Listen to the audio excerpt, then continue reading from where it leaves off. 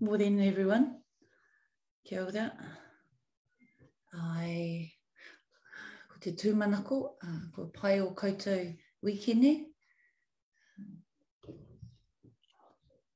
Welcome back to Dr. Di's readings at 8 o'clock in the morning. Hopefully I made it at 8 this morning. I am focused on this book, A Straight Talking Introduction to Psychiatric Drugs, the truth about how they work, how to come off them. Now, I'm getting too far in to be able to keep giving summaries, or it will take the whole time. So I'm going to carry on reading. I think where we got to last time was really delving into the critiquing of the medicalisation of mental health problems. So I'll just carry on. The pharmaceutical industry and other actors. Hang on a sec.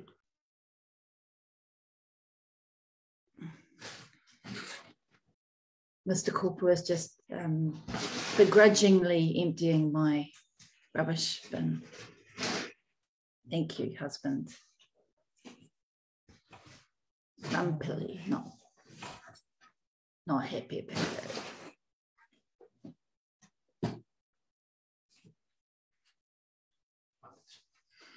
Thank you.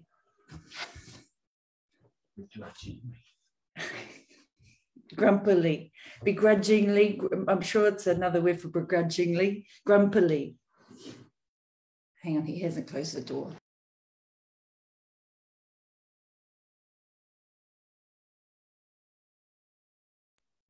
Yes. Anyway, here we go. The pharmaceutical industry and other actors. The pharmaceutical industry has been influential in shaping the modern landscape of psychiatric treatment in other ways as well. Most of the research on psychiatric drugs is conducted by drug companies, including a large majority of the trials that supposedly establish whether a drug is effective and beneficial or not.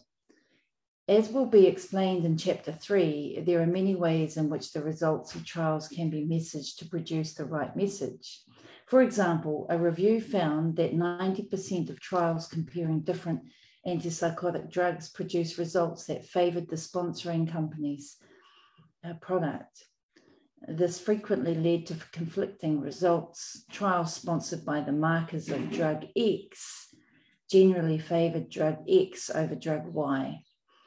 But those that were funded by the makers of drug Y favoured drug Y over drug X. Drug companies pay academics and researchers to put their names to company-funded studies to lend them greater credibility and respectability. They pay leading figures to present this research to doctors and other professionals at educational meetings and events. They fund patient groups to promote consumer demand for drug treatment, and they lobby governments to fund their products. Drug companies also increasingly communicate directly with the general public. Although direct-to-consumer advertising is only legal in the US and New Zealand, these days companies are easily able to reach out to consumers globally through the internet using their own websites and by sponsoring other websites. The pharmaceutical industry is not the only driver of the current situation, however. In Chapter 11, I describe how we have come to our current impasse in more detail. To summarize briefly, a medley of forces have come together to promote the medicalization of human problems and the promotion of drugs to manage them.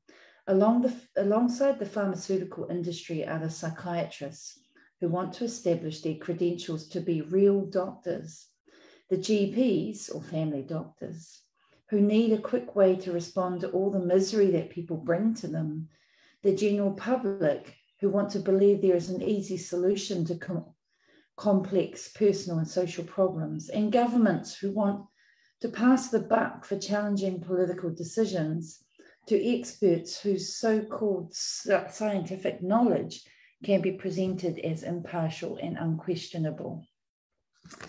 The idea of a pill for every ill is seductive, particularly in today's world where life is increasingly complicated and demanding. The certainties of societies that were structured around religion and tradition have been swept away over the past 100 years. As individuals, we have to fashion our own lives now and find our own meaning in the world. Nothing about social existence is set in stone anymore. Without a universal moral code and social structure to guide us, everything we do is a potential dilemma and source of anxiety. The responsibility for each decision and the success or failure of our lives lies with us. Whereas in the past, we would have followed in our family's footsteps within the traditions of a particular class and culture, nowadays we have to fashion our own futures in an environment that sets obstacles at every turn. From early childhood, we are tested and judged and required to make decisions that determine the course of the rest of our lives. As adults, we are expected to become model workers, spouses, parents, and members of the community, and we are told we can achieve whatever we set our minds to. Yet the resources and opportunities available to different groups are still massively unequal, and achieving these roles is far from easy for many of us.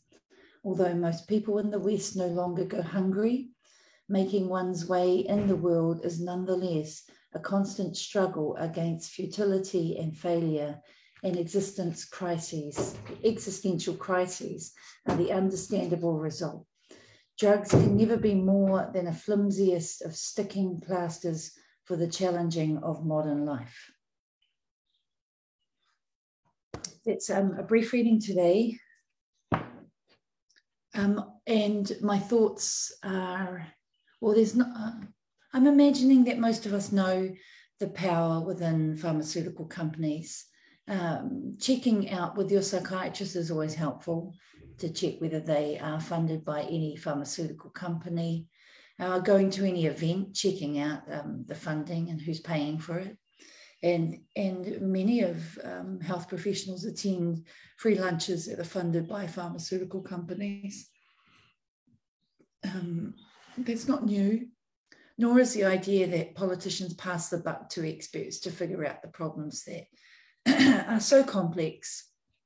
But what I was really interested in is the idea of being nuclear families now, and that our future is not, the way we have to be socially is not set in stone, but there is a particular way of being that is way more funded and resourced than others.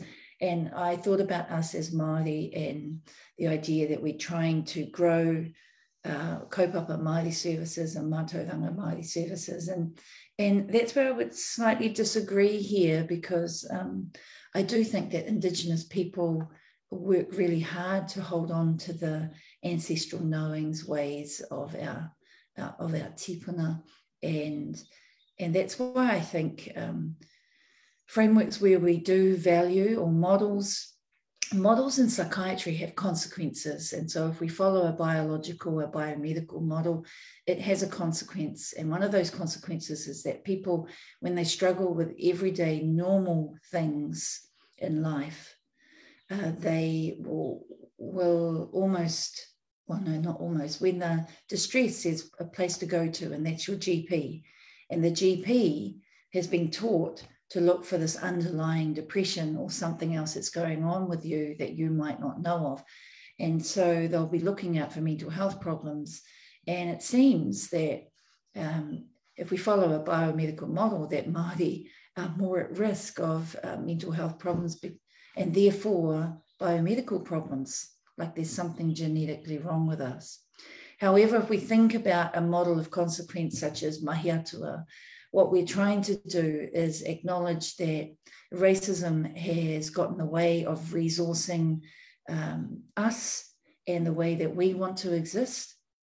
And racism, again, has prioritized the biomedicalizing of distress and that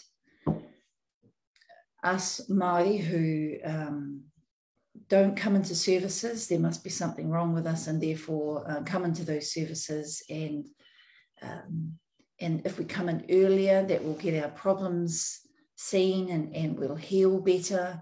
But we all know that the systems that are resourced aren't ones that reflect who we are, and that coming into services is actually contributing to worse outcomes.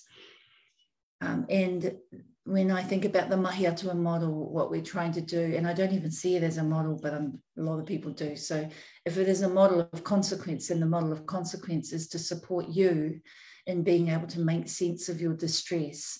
And we'll give you a framework, so Mahi Atua as a framework, so that you can think about your problems in a way that makes sense for you, as opposed to framing it as a medical problem and the power is out of your hands because the experts will tell you what's needed. I guess that's, and the other consequence of framing it like this is that the framework comes via our values of oranga whakapapa. We keep the whakapapa alive through the storytelling, being able to let you know where some of our ceremonies and rituals come from. And that disconnect that we once had can be rekindled. Yeah, so I'll see you tomorrow for the next reading. Ngā mihi, have a great day.